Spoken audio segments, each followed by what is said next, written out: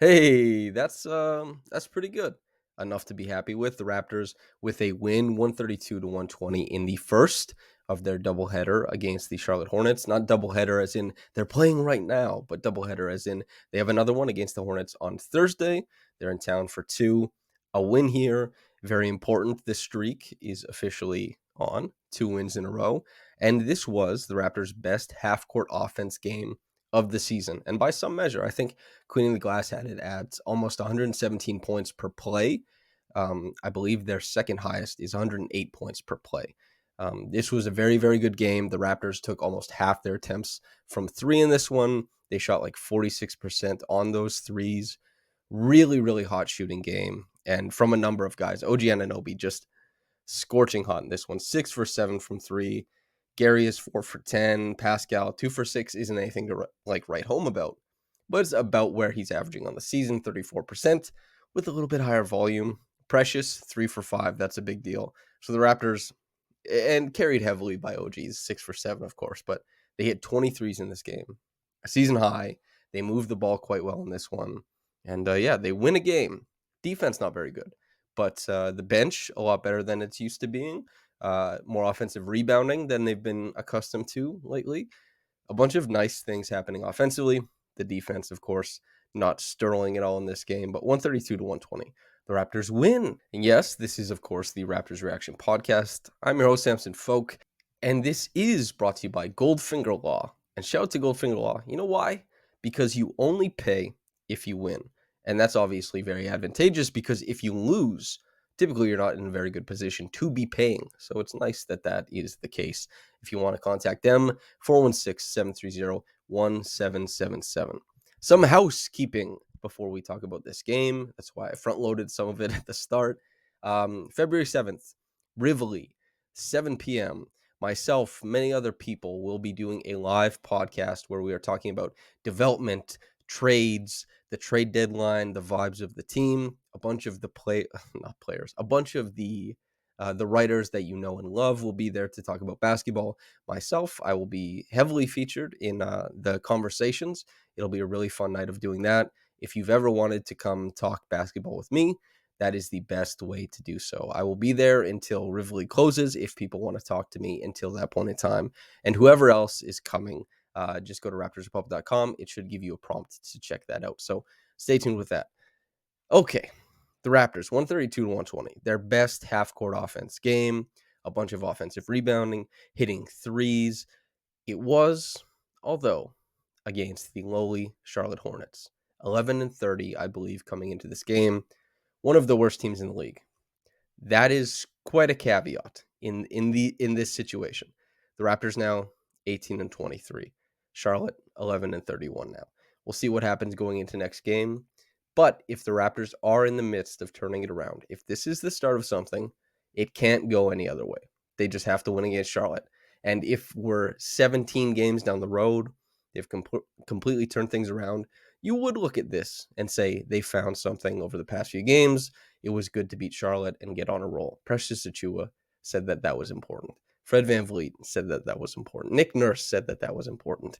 It's of note. What else was of note? Scotty Barnes, once again. Now, the stat line is a little bit quieter, but I think it's just awesome to see because he can score the ball. Everybody knows Scotty Barnes can score the ball, and he's going to find ways to do that. Teams are going to adjust to the way he's been playing. And, if I was another team, I don't know if I would be comfortable playing that sync on him. This is what I'll be writing about. So subscribe to raptorsrepublic.com, by the way. Read this tomorrow morning or the morning of if you're listening in the morning. And yeah, read about that. I'll have film, explanations, all that kind of stuff. But Scotty's been making great decisions against these sunken defenses, using his body to screen, using his great reads as a passer to move the defense and keep pace. And then some shot making in there as well. Some quotes, some video, all that type of analysis. RaptorsRepublic.com. Subscribe. Anyway, he was great to start the game. I thought that he brought the Raptors into a nice pace. They moved through their offense beautifully. He was a massive part of that. Additionally, the three-point shooting was too. Some offensive rebounding from Scotty, spraying the ball around, the dribble handoffs in the middle of the floor, moving the Raptors around. Gary Trent Jr., OG Anunoby, Fred VanVleet to some degree. Everybody getting downhill, making the next pass, carrying the advantage. Very nice to see. A very nice start in this game. Defensively, they allowed 10 of 11 shooting for the Hornets to start this game off. That is not good. The Hornets, sure, they hit some tough threes. Myself and Louis Assman, sitting on press row, kept saying every time Terry Rozier touched the ball that he was turning down easier shots for harder ones and still making all the hard shots. Anybody who watched this game will know exactly what I'm talking about. He was on fire. He was incredibly creative and also incredibly ridiculous as a decision maker. He had an abundance of points and an abundance of shot making. Only the high hanging fruit for him. The Hornets mirrored some of that. They shot better than maybe they're used to. But on top of that, there was some really dependable pick and roll offense for the Hornets that the Raptors probably should have been able to shut down that they weren't. Mason Plumlee getting to 21 points, 7 boards, 3 assists. Terry Rozier, as I said, 33 points, 5 boards, 5 assists. And LaMelo, 24, 4, and 14. So they got downhill all the time. And this is what Steve Clifford talked about prior to the game is that, and what Nick Nurse talked about as well. Nick Nurse was fearing to some degree, I think, the drive and kick game of the Hornets, and for the right reasons. If the Raptors didn't have the offensive game that they did in this one, they would have lost handily. Obviously, allowing 120 points is it's not good for the Raptors, who don't often score this much. And Steve Clifford also said this was something that they're looking to do, that they have to maintain, and that he thought the team that got into the paint more in this game off the drive would be the one that wins. Perhaps the Hornets were the team that got there more often in this one, but I tell you this much, the Raptors hung around in the paint for those offensive rebounds significantly more than the Hornets too. The bench lineups, especially like Precious and Boucher, Koloko as well, a threesome that was very, very intriguing, a very intriguing trio, and getting to on the offensive glass, finishing at the bucket, hitting some threes as well, right? Keeping the Hornets at arm's length when the starters are out of the game. And notably, Pascal plays just shy of 36. Scotty plays 30. OG plays 30. Gary plays 31. Fred plays 32. In a game they've won, this is the best the minutes have looked in quite some time. And the numbers adjoining them are very, very good. OG with the really hot shooting, of course, he had, a high scoring game, 22 points. Not incredible for him, but a very nice game. Pascal with 28, 8, and 7. Just dominated when he had the space, passed out when he didn't. Playmaking galore, right? I believe the stat queen, Kirthika, on Twitter, she pointed out that Scotty had 7 assists that were all 3-pointers, and Pascal had 7 assists. 6 were out to 3-pointers. So, of note, Gary with 24 points, 2 boards, 1 assist, 2 steals, 1 on Jalen McDaniels that he hounded a man, and it looked like he got beat, then he got back into the play. It was just very impressive. Fred, a quiet game as a shot maker for most of it. A passenger on some possessions, and then a guy who's moving the Raptors through their actions, moving the ball to where it needs to be, finishing with 11, 7, and 8. He was 1 of 8 for a large portion of this game. Hit his last 2 threes, finishes 3 of 10, and 2 big threes. It really helped. He and OG with their shot making helped the Raptors run away with this late. They won the fourth quarter by 10 points. They won by 12.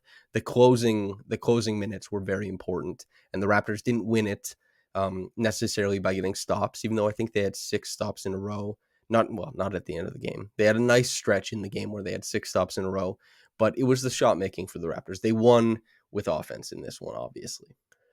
And I do credit, obviously, the Raptors finding something in the pick and roll, the drive and kick game, starting with Pascal Siakam quite a bit of the time. But like that hot potato thing, or like tiki taka, whether you call it soccer, football, whatever, people are aware of that type of play style where like the ball is moving really quickly. It's about motion within the players. It's about motion off ball. It's about moving the ball and letting the ball do the work.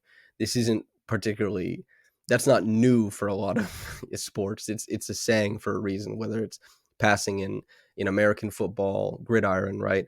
Or whether it's soccer, European football, the world's football, right? Or basketball, hockey, even, like move the puck, let the puck do the work. This is something that is very, very universal in sports. And the Raptors did that tonight, not only letting the ball travel as passers, but letting the ball travel as in they're shooting from far away.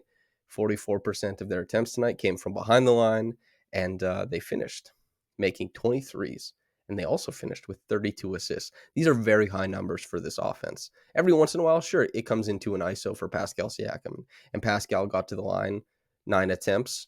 He drew some fouls in those situations where the game slowed down, and that's very important for him to be able to score in those scenarios. But the pace of the game was really, really good for them. Getting out in transition, of course, but as I said, this was their best half-court performance, obviously buoyed by offensive rebounding and by shooting, but I can't help but feel that Scotty Barnes really helped set the pace of this game, and the Raptors being able to toss it into him is a super big deal, and I'm excited that he can do so many things, obviously, but most importantly, that for now, this is a really great look for him. Really awesome game, even though the numbers are small. I thought he was awesome on offense. Defense is a different thing for everybody in this one, quite frankly. The bench, I think, deserves a ton of love. Koloko, 6 points, 8 boards, 2 assists, just mammoth presence at the rim. He's gotten really quite good. Uh, even just he's not a good NBA player yet. He's going to be. And it's not a slight to say he's not a good NBA player yet. It's a really high bar to clear. You'd have to be in the top half of the league, probably, right? To say somebody's good or above average or whatever. But he'll get there someday. But these are good minutes he's giving you. Because he's a second round pick. He's coming into these games. He's playing a scheme that isn't necessarily the friendliest to him, but he's finding ways to work within it. He's got great sense to get back to the rim. There was like, I don't know if it's Juancho's block or Koloko's block. They both had one. It looked like a double block, but he rotated back. It was so impressive after showing like near the free throw line, got him at the rim. Some of the finishing around the basket has gotten better. He's more aggressive in there. He still needs to probably get a couple calls, but many rookie bigs don't get those. It's par for the course. But all in all, very, very impressed with his game. Played a lot of zone as well. In the middle, it was Precious, Chris, and Koloko playing a ton of zone in this game. Christian, Chris, Precious, very impressive. And Precious, like the 3-point shooting is awesome. It's very nice to see that come around. He shot 45% on his catch and shoot threes from the All-Star break until the end of last season, and he took more catch and shoot threes during that stretch than Gary Trent Jr. did, per 36. They were very, very similar in the 25 minutes versus I think 37 minutes that he and Gary played. That's a massive part of this team's success, and something I've talked about that most people have talked about, that the Raptors even becoming like a decent team this season, finishing the season above 500, or even this stretch to the end of the season, the next 41 games or so, right? Above 500 in that stretch. Precious Achiuwa just has to factor in a big way. He's such a talented defender. Even that, though he's been inconsistent since returning, the defense has been extremely good. Not every game, but most stretches he's in, they have really promising defensive stretches. He's massive on that end. What he has done, though, is offensively introduce an insane amount of chaos, and he doesn't quiet anything down. He hasn't had the shot making to support anything really, but in this game he did. And he also had some of that classic chaos where the ball like kind of scrambles out to him. He tries to step through the lane. Somebody strips it. It goes up into the air. He catches it on the move after having it stripped from himself, doesn't put the ball down again, and just dunks over the people waiting at the rim. Like, those are the crazy, chaotic plays that Precious typically brings. Lewis will be writing about him, raptorsrepublic.com. Subscribe. But it's just nice to see him get back into the flow of things. 13 minutes, almost 14 minutes in this game. Everybody and their mom, we want to see that going north of 20. Even Nick Nurse has talked, he hasn't been very complimentary of Precious's game. We have to be honest about that. But he has expressed that he wants to see Precious playing as many minutes as he did last year, and maybe even more. Like at the start of the season when Precious's struggles, when he was healthy, perceived struggles, perceived defensive lapses, all that kind of stuff, they were talked about, in the media by Nick, but also in that same vein, he was saying, I wanted to play Precious close to 30 minutes a game this year. I'm not seeing what I want to see. Hopefully Precious does get to that point in time. His defense, and if he can shoot and put the ball on the floor and all that kind of stuff, if he gets to that point, that really does help the Raptors a lot, because it just bolsters their front court so much, and it does make their defense more viable. A defense that wasn't good tonight and hasn't been good for a long portion of the season. it would help a lot. And the offense is obviously great. Boucher, once again, just that infectious energy. I thought he was awesome. Juancho Hernan-Gomez hit a three, you know, rotated to the glass, made slick moves as a cutter. He's really great in rotation, got deflections. And it's just like, man, if he shot the three, he was at 27% coming into this game, right? People who listen to this podcast know very well how much I've raved about Juancho's overall floor game. He's a very heady player. He makes great decisions. If he was shooting like 35% from three, he could be playing like 25 minutes a game on this team. Really, he could. And it could be him out there, and he could be such a good placeholder until Precious really figures out what he wants, what he's doing, until Koloko really figures out game to game. Like, just being able to have Juancho to throw out there would be so nice. 1 for 2 from three in this game. I hope this type of shooting, even though it's only 1 for 2, continues, because if he's able to keep himself on the floor, it's another rotation piece for the Raptors. But once again, all this said, this is still the Hornets, 11-31 now. This is not a very good team that the Raptors played. They have to be able to do this against the good teams. And at the very least, they have to be able to do this against Charlotte on Thursday. For many people listening, tomorrow. For some people listening, I guess it's 1 a.m. when I'm recording this. So everybody, tomorrow.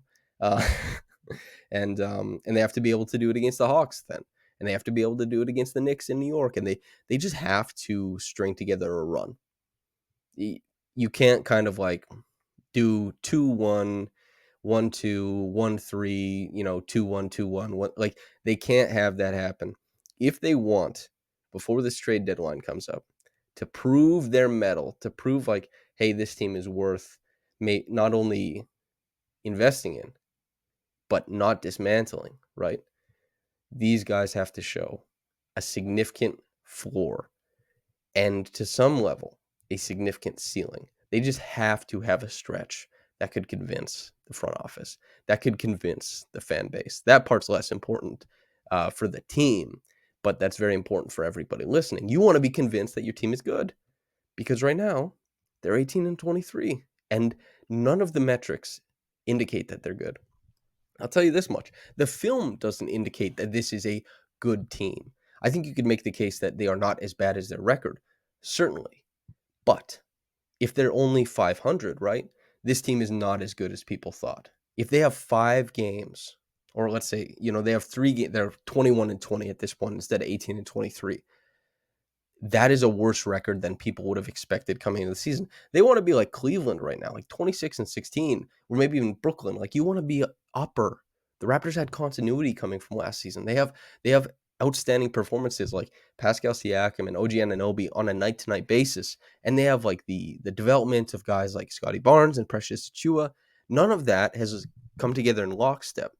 None of that has coalesced. They need that to happen. Quite frankly, they need it quickly.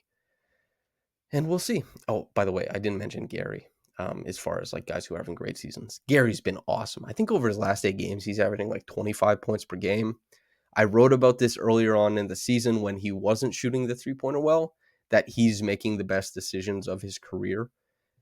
That has bore out, because I had said in that piece, right, that the way Gary is playing, he's sustaining his game with way better decision making, and it's going to make his explosions when that shooting comes back around into just this really great offensive player. He's been so good.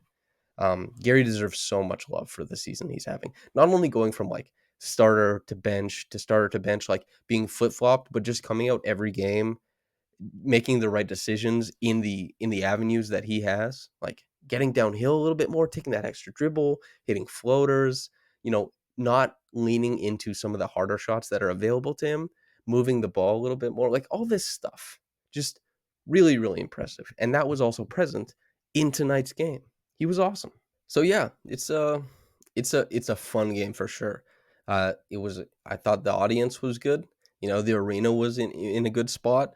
Everybody was having a good time. The Raptors were getting plenty of offense.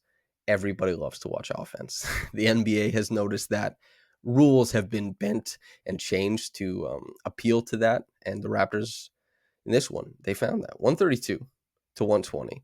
And the Reggie Evans Award winner. I feel like I want to give it to Christian Koloko. He hustles, man. He really does. And he has the length plus hustle. is a recipe for, at the very least, something. And that is very, very important. When that is met with great feel for the game, when that's met with ball skills or great decision making, all that kind of stuff, it becomes something even more special. And it was it was absolutely awesome to see this game. Most importantly in this game, obviously the shot making, yes, but having that zone defense of Precious and Chris and Christian, and having that backbone, and yes, Gary's shot making paired with those guys, like having a lineup of Precious, Chris, Christian, Malachi, and Gary win you minutes, even like hardly lose minutes if that was the case, right? Would be really meaningful. Just minutes, minutes, minutes. And they found a way in this game. So that was awesome to see. They deserve a ton of credit. Top quick reaction comment from Bob Coos. Quote, the ball was moving, everyone touched it and contributed. I like NN tonight for leaving Malachi on the floor as the last second unit guy to come off. Defense was decent tonight. Charlotte gets credit for hitting some long contested threes. End quote. Okay, so I butchered that. If anybody heard me reading that, I struggled through that. Um, yeah, the ball was really, really moving tonight. That was awesome to see. Some of that is the Raptors having a better approach. Some of that is lesser defense from Charlotte, especially at the point of attack. Like guys like Gary, Fred can get downhill a little bit easier because it's so easy to steer LaMelo off of his line as like a screen navigator. He got lost so many times. Late in the game, Fred had that huge assist where he just reroutes and then snakes the pick and roll, completely loses LaMelo and sprays the pass to the corner for three, where OG hit it. Awesome shot, OG. And leaving Malachi on the floor as the last second unit guy to come off. I don't think Malachi had an awesome game in this one. This is where maybe, and by the way, Bob, this doesn't mean you're wrong. It could mean I'm wrong, whatever it is. There's a lot of different takeaways to have of what a guy is doing on an NBA floor. There's just so much basketball being played by 10 guys at once. You can't pay attention to everything, but I didn't really like Malachi's game tonight, to be honest with you. So you're noticing something different than I am, which doesn't have to be a bad thing at all. In fact, it could be a very good one. And yes, Charlotte hit a lot of long threes, particularly Terry Rozier. Thanks for writing in, Bob. Thanks for listening in, listener. Whether you got into this in the morning or at night, have a blessed day and goodbye.